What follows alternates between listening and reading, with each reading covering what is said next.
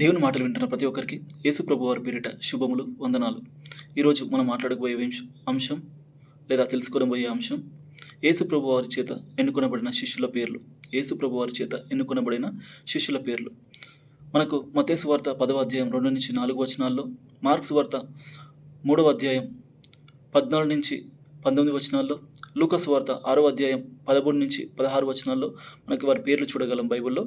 వారి పేర్లు ఏమనగా సీమోను పేతురు, అతని సహోదరుడైన ఆంద్రేయ, జెబెదయి కుమారులు యాకోబు, యోహాను, ఫిలిప్పు, బర్తలొమై, తోమా, ఆల్ఫై కుమారుడైన మత్తయి లేదా సుంకరి అయిన మత్తయి, ఆల్ఫై కుమారుడైన యాకోబు, కనానీయుడైన సీమోను, లెబ్బై లేదా తద్దయి, మారుపేరు గల తద్దయి, ఇస్కరియోతు యూదా.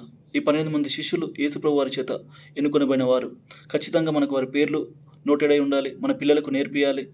వారి యొక్క జీవిత చరిత్రలు మనం తెలుసుకోవాలి. తద్వారా ఎన్నో విషయాలు, సేవా జీవితం, వారి పరిచర్య జీవితం, వారు చేసిన త్యాగాలు మనకు తెలిసినట్లయితే ఇంకా జాగ్రత్తగా లేదా ఇంకా గొప్పగా మనం యేసుప్రభు వారి చేత లేదా యేసుప్రభువులాగా మనం జీవించడానికి, ఆయన చెప్పిన బోధలు ప్రకారంగా మనం నడుచుకోవడానికి ఎంతో దోహదపడుతుంది లేదా మనకు ఉపయోగపడుతుంది. కాబట్టి ఖచ్చితంగా యేసుప్రభు వారి శిష్యులు పేర్లు, వారి డీటెయిల్స్ లేదా వారి పరిచర్య అవకాశం ఉంటే హిస్టరీ నుంచి లేదా వారి జీవిత చరిత్రలు ఖచ్చితంగా చదువుకోవాలని, నేర్చుకోవాలని కోరుకుంటున్నాను. Thank you.